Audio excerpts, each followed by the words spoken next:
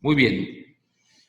PTU, un tema complejo, un tema, pues incluso podríamos decirlo polémico, en el sentido de que estamos en tiempos donde hay empresas que ni siquiera tienen para pagar el salario, pues mucho menos aspiran o tienen esa posibilidad de pagar un reparto de utilidades. En esas condiciones, creo que se dificulta, por supuesto, el, el poder cumplir una obligación, y ahí viene toda una partida, todo un comentario que es de orden financiero, de orden ético incluso.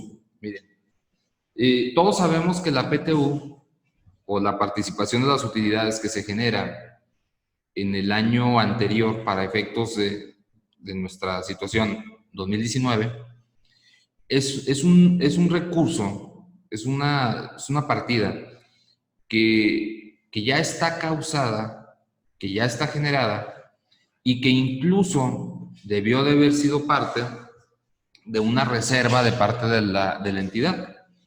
Eso quiere decir que no es un recurso que se vaya a obtener apenas ahora en época de pandemia o en época de emergencia sanitaria, sino que más bien es un recurso que se debió de haber provisionado, que se debió de haber contabilizado, por supuesto, en términos generales, generar ahí el pasivo y tener la reserva para, llegado el momento oportuno, hacer el pago.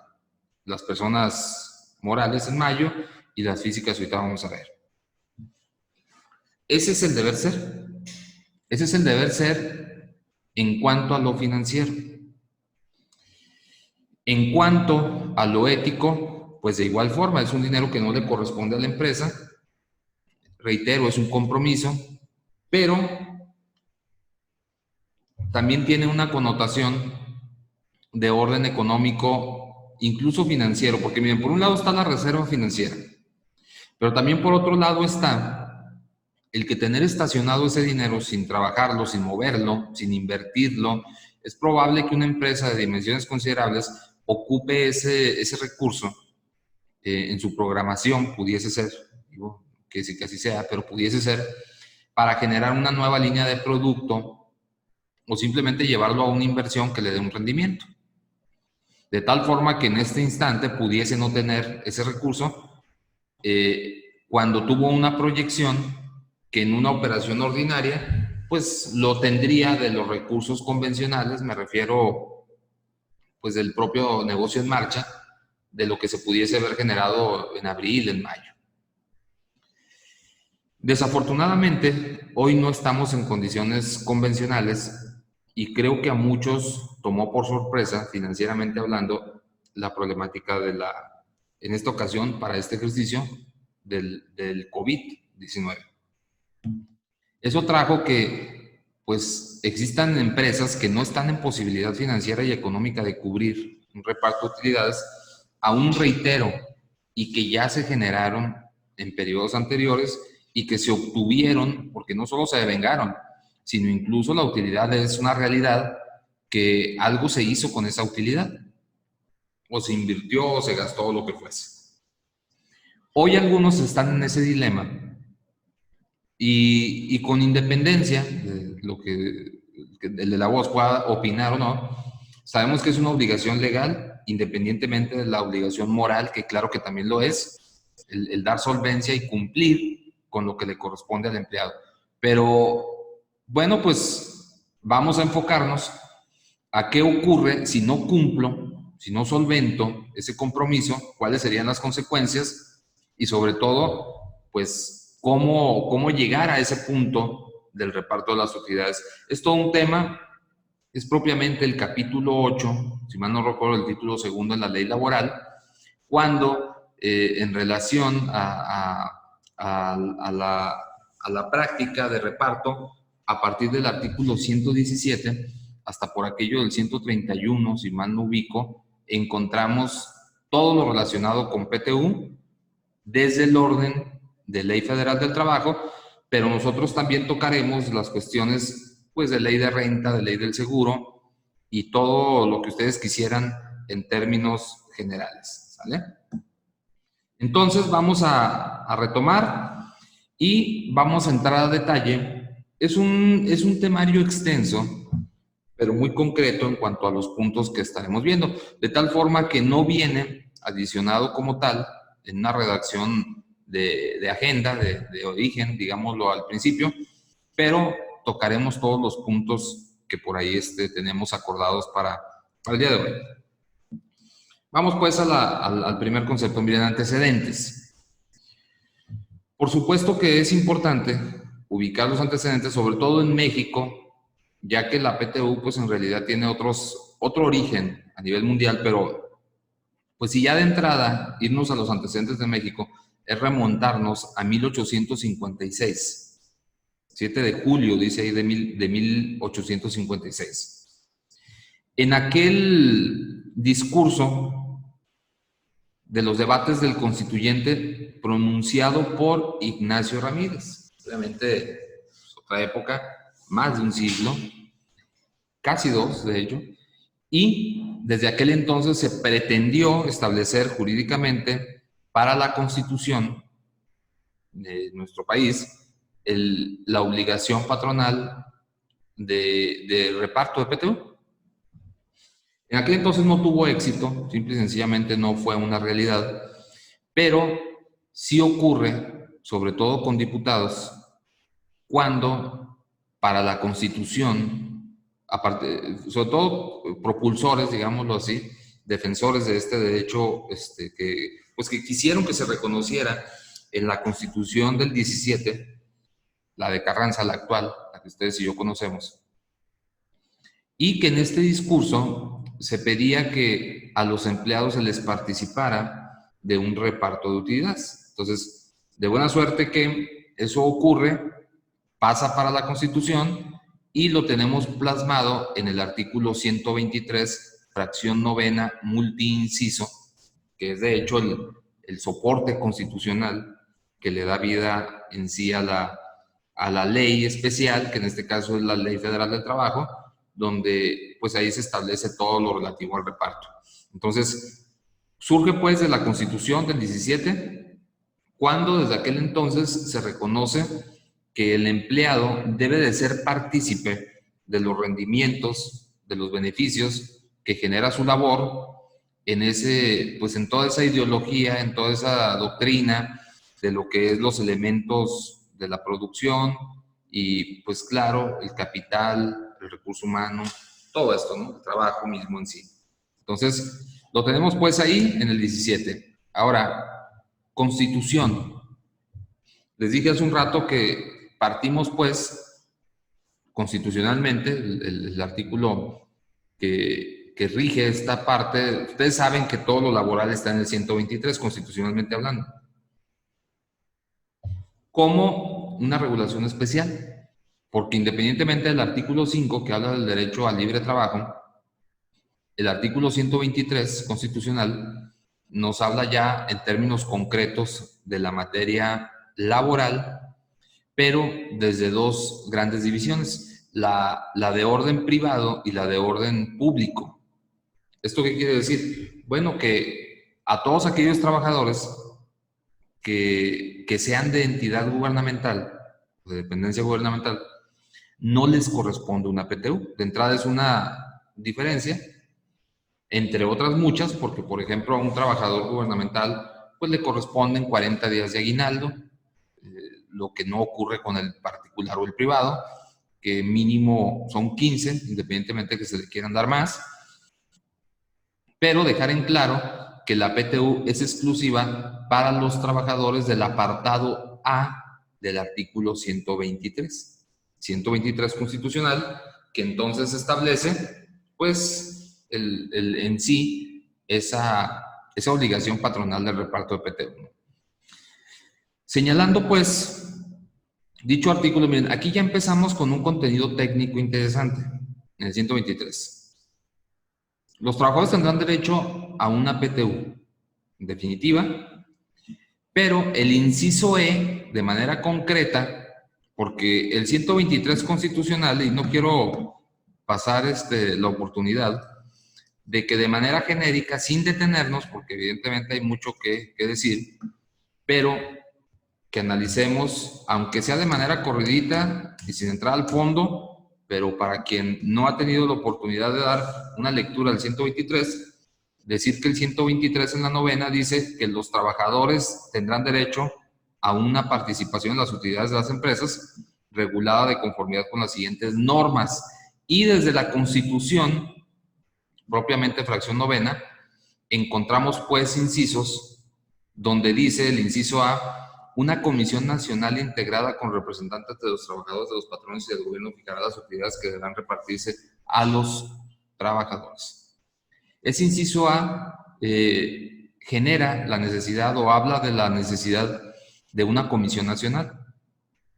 Esa comisión nacional pues, es la Comisión Nacional para el Reparto de PTU, que es la que fija el monto a repartir. Hubo o sucedió en la historia que el porcentaje a repartir era el 20%. Hubo un tiempo en que así fue, pero pues hoy sabemos que es el 10%. Desde hace años lo tenemos situado como un 10%, ¿no? Entonces, ahí está pues, y el inciso B: la Comisión Nacional practicará las investigaciones y realizará los estudios necesarios y apropiados para conocer las condiciones generales económicas de la economía nacional. Hacen estudios, se supone que ese 10% va basado en información de estudios que ellos hacen para llegar al porcentaje. La misma comisión podrá revisar el porcentaje fijado cuando existan nuevos estudios e investigaciones que lo justifiquen. Creo que definitivamente no conozco los estudios, soy sincero, cuáles serán o bajo qué parámetros, pero que independientemente de ello, considero desde mi punto de vista muy particular que esto es algo subjetivo. Me imagino que sí, y de tal forma que no hay una gran variación de un año a otro, porque en realidad pues se mantiene hasta décadas, como ha sucedido con el 10%, ¿no? La misma comisión, inciso C, podrá revisar el porcentaje fijado cuando existan nuevos estudios e investigaciones que lo justifiquen. El D, la ley podrá exceptuar de la obligación de repartir las utilidades a las empresas de nueva creación, lo que vemos representado en el artículo 126 de la Ley Federal del Trabajo. Ahí hay excepciones para aquellas empresas de nueva creación, ya sea pues con producto nuevo, alguna invención, que incluso les da un margen superior. El inciso E, para determinar el monto de las utilidades, que es el que nos ocupa, señores, y aquí quiero detenerme, es el que tienen ustedes en pantalla, quiero detenerme un poquito. Este fundamento constitucional es base, es clave para la determinación. Fíjense bien y vale la pena analizarlo. Dice, inciso E, para determinar el monto de las utilidades de cada empresa, se tomará como base la renta gravable. Dice la renta gravable. Ha habido toda una gran disputa porque si nos turnamos a la ley de ISR, la ley de ISR no determina la renta gravable. Por supuesto que no. Nos refiere a la base gravable, pero no a la renta gravable. Entonces, desde ahí, pues ya encontramos una situación especial, ya que incluso me voy a trasladar al artículo mismo para efectos y tenemos pues que la ley no inmiscuye el concepto de la renta gravable. Creo que esta situación sí dice el artículo 9. Las personas morales deberán calcular el impuesto sobre la renta, pero no habla de una renta gravable como tal. Entonces, pues eso ha sido, dice, para determinar renta gravable, que se refiere el inciso E, aquí está, el apartado A, no se disminuirá la participación de los trabajadores en las utilidades. Por eso, pero también dice, para determinar renta gravable en términos de la participación, sí dice que para determinar la renta gravable vamos a tomar determinadas consideraciones, pero no dice cómo determino la renta gravable en sí. O sea, me dice que para determinar la renta gravable, a que se refiere el inciso de la fracción 11 del 123, no se disminuirá la participación de los trabajadores de la empresa que se paguen ni las pérdidas fiscales. Ok, dice, para que llegues a ese punto de la renta gravable, no apliques la PTU ni las pérdidas fiscales. Por eso, pero ¿cómo determino la renta gravable? Es que no hay que diga cómo la determinas. Lo único que tenemos es la utilidad fiscal del ejercicio. No es lo mismo hablar de una utilidad fiscal que de una renta gravable. No hay un artículo que diga, sobre todo el artículo 9 de la ley laboral, que diga, la renta gravable se determina ingresos menos deducciones y para determinar la renta gravable, no tomes en consideración esto o aquello. No, simplemente habla de un concepto que no existe en la ley de renta. Y esto viene pues desde la propia fracción novena en el inciso E, que dice que para determinar el monto de las utilidades de la empresa tendrá como base la renta gravable. Ha sido muy cuestionado doctrinariamente, ustedes lo pueden encontrar en libros donde autores se refieren y se pronuncian a este concepto y dicen, pues es que la Constitución habla de una renta gravable y la ley de renta no dice cómo yo determino la renta gravable. La ley de renta dice cómo determino la utilidad fiscal. Y que después dice que para determinar la renta gravable, pues esto no lo meta y esto por eso, pero ¿cómo determino la renta gravable? La renta gravable no puede partir de cero menos, y no le apliques las pérdidas y no le apliques la PTU. No, o sea, la renta gravable debe venir de algún lado. Entiéndase utilidad fiscal. Lo que hacemos comúnmente, pues, cuando vamos a la determinación, es que partimos de la utilidad fiscal. Una utilidad fiscal y que independientemente de ello hay una instrucción. ¿Cuál? Es el último y penúltimo párrafo del artículo 9 de la ley de renta, que lo analizaremos en su momento, pero que tiene que ver pues con no disminuir pérdidas y la misma PTU. ¿Sale? Entonces, hasta ahí la primera crítica a lo que sería el artículo 123 constitucional, fracción novena, inciso E. La ley de renta no dice cómo determine la renta gravable. Dice cómo determine la utilidad fiscal. Independientemente que luego diga que para efectos de la renta gravable no aplique esto y esto por eso, pero ¿cuál renta gravable? O sea, volvemos al punto de origen, ¿no? Creo que es simplemente un análisis, señores, independientemente de esto, pues ya sabemos, reitero y concluyo precisando que será la utilidad fiscal, por supuesto, a la que se haga alusión cuando se trate de un reparto, obviamente considerando último y penúltimo párrafo del artículo noveno de la ley de renta, ¿no? Primer punto, pues, de análisis en cuanto a esa famosa renta gravable del inciso E. Dice, de conformidad con las disposiciones de la ley de renta. Punto.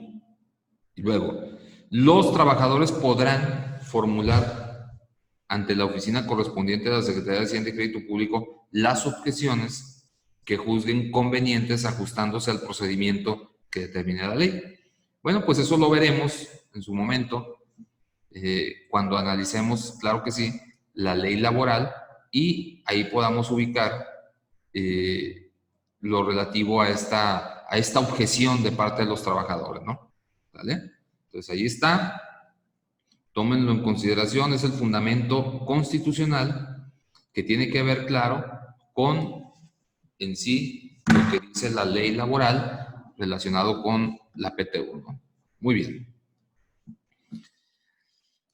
Ahí el artículo constitucional. Tenemos también que son únicamente los trabajadores contemplados en el apartado A, lo que ya habíamos precisado. No entran o no participan del reparto de las utilidades, por supuesto, aquellos que son gubernamentales. Ellos no participan porque se entiende pues que no es una sociedad con fin de lucro, sino más bien una cuestión de entidad gubernamental y de tal forma que no genera utilidades propias, por así decirlo, ¿no? Ahora vean aquí los antecedentes, lo que habíamos mencionado hace un rato. Vean en antecedentes, tenemos en el 63 se integra la primera Comisión Nacional de Reparto. Fíjense todo lo que tuvo que pasar. Del 17 hasta el 63, prácticamente casi 50 años. Casi 50 años en los que no se llevó a cabo lo que dijo en sí la Constitución de origen del 17, en un 123, fracción novena, porque quedó como letra muerta. Tal forma que no hubo un reparto de utilidades, no propiamente en términos legales regulado, a través de una comisión que estableciera un porcentaje, porque pues no hubo una designación de comisión, sino hasta en 1963. Ahí surge la primera comisión que establece el 20%. Quizá para el análisis de algunos, un 20% sea mucho, quizá para otros sea poco, eso yo no lo podría definir, ni mucho menos a mí me correspondería, pero lo que sí sé es que por lo menos es el doble, una cantidad muy considerable respecto a lo que hoy ocurre, un 20%. En el 74 se dictó la segunda resolución de la Comisión Nacional y bajó a un 8%.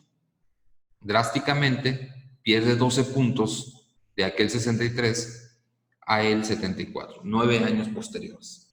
Pierde, reitero, 12 puntos.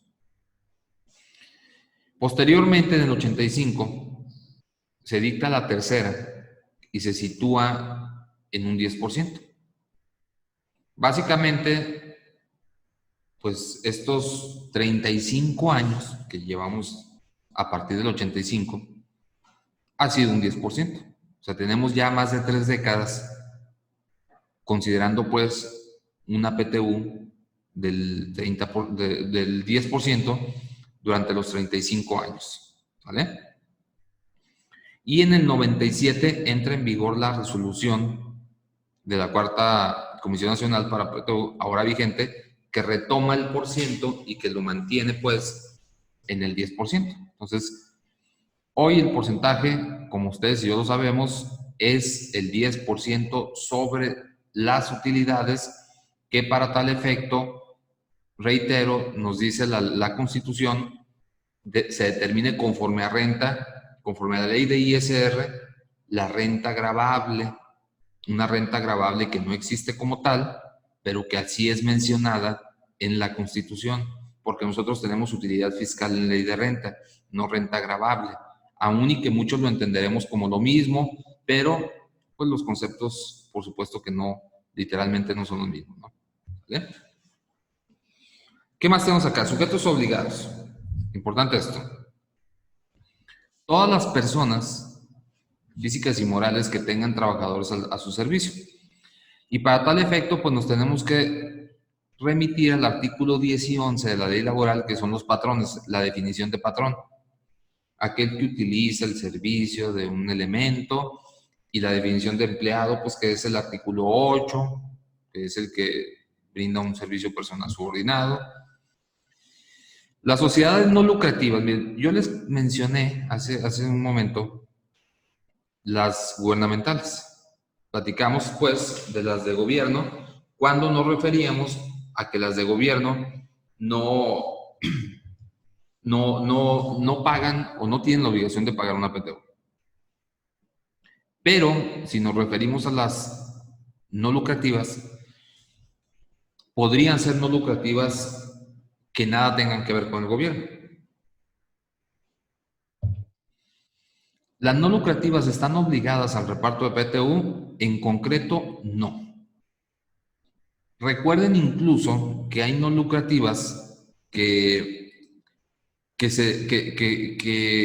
como las sociedades o asociaciones civiles no lucrativas, por supuesto, que determinan un remanente distribuible, pero no es propiamente una utilidad. Hay que tomar en cuenta esta parte. De tal manera que esos patrones, me estoy refiriendo a las sociedades civiles, que no son lucrativas no tendrían la obligación. Ahora, aquí nada más no confundir una circunstancia. Una entidad no lucrativa es la que tributa en términos de renta conforme al título tercero. Las de asistencia, las de beneficencia, tengan o no autorización para recibir donativos. Hay que dejar en claro eso. Muchas veces se cree que la donataria es la única no lucrativa y no es así. Yo puedo constituir una sociedad, una persona moral, que tenga como finalidad pues la protección de los animales, por poner un ejemplo, la flora, la fauna en peligro de extinción, o una sociedad en pro de los derechos humanos, o una sociedad para grupos vulnerables, adultos mayores, gente en pobreza, cosas de ese tipo, que al ser una asistencial puede tributar válidamente en un título tercero de no lucrativas. De tal forma que esa no lucrativa, pues tendría que ser una una AC o una SC.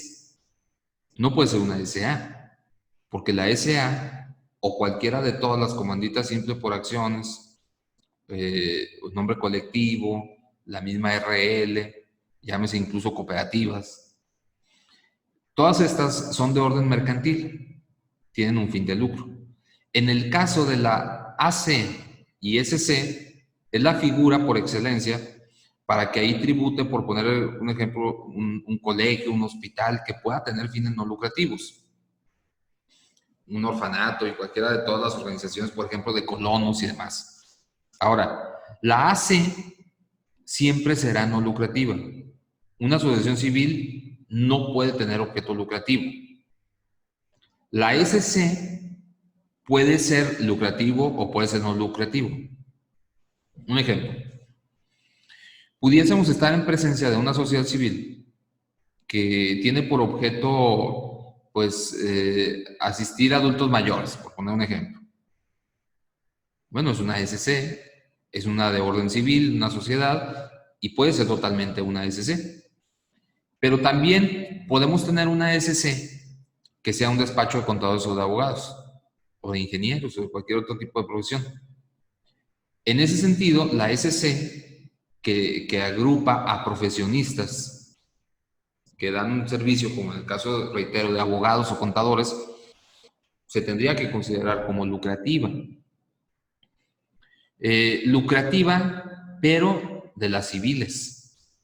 Recuerden que cuando estamos en presencia de una SC, no es más que el vehículo por el cual múltiples individuos profesionistas, por poner un ejemplo, desarrollan una actividad a través de ese vehículo llamado sociedad civil. Pero no es que se busque un fin asistencial para alguien más, sino más bien es el fin que se busca para cada individuo. O sea, cada profesionista obtiene una lucratividad, obtiene un recurso económico, ese es el fin de la sociedad civil, y no tanto ser asistencial. Entonces, podría haber sociedades civiles que sean asistenciales y podría haber sociedades civiles que sean de orden lucrativo.